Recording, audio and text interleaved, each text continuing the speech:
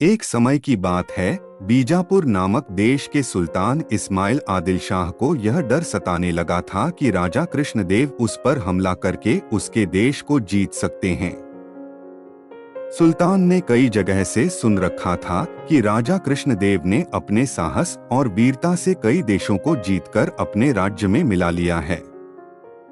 इस बारे में सोचते सोचते सुल्तान के दिमाग में यह ख्याल आया कि अगर उसे अपना देश बचाना है तो राजा कृष्णदेव की हत्या करवानी होगी।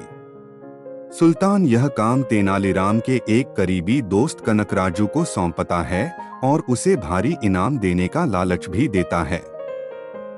इसके बाद कनकराजू राजा के हत्या की योजना बनाकर तेनालीराम से मिलने पहुंच जाता है।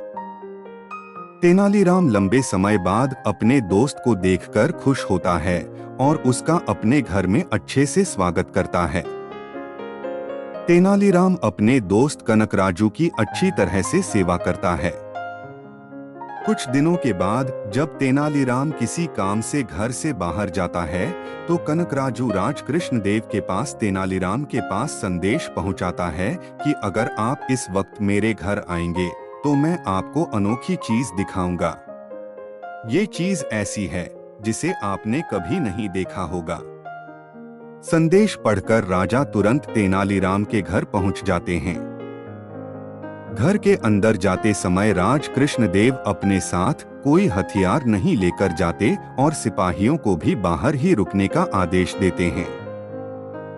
राजा के घर में घुसते ही कनकराजू उन पर छुरे से वार कर देता है, लेकिन राजा कृष्णदेव बड़ी ही चतुराई से कनकराजू के वार को रोक देते हैं और अपने सिपाहियों को आवाज लगाते हैं।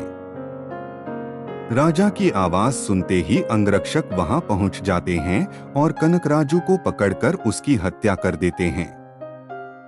राजा कृष्णदेव का कानून था कि राजा पर जानलेवा हमला करने वाले को जो आश्रय देता है उसे मृत्युदंड की सजा सुनाई जाती है। इसलिए तेनालीराम को भी मौत की सजा सुनाई जाती है।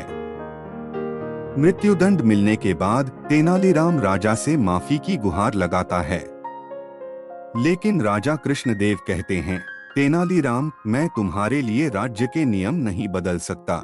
तुमने उस व्यक्ति को अपने घर में रहने दिया जिसने मुझे मारने की कोशिश की थी, इसलिए मैं तुम्हें क्षमा तो नहीं कर सकता, लेकिन तुम्हें किस तरह की मृत्यु चाहिए यह निर्णय मैं तुम पर छोड़ता हूँ। इतना सुनते ही तेनालीराम कहता है, महाराज, मुझे बुढ़ापे की मौत चाहिए।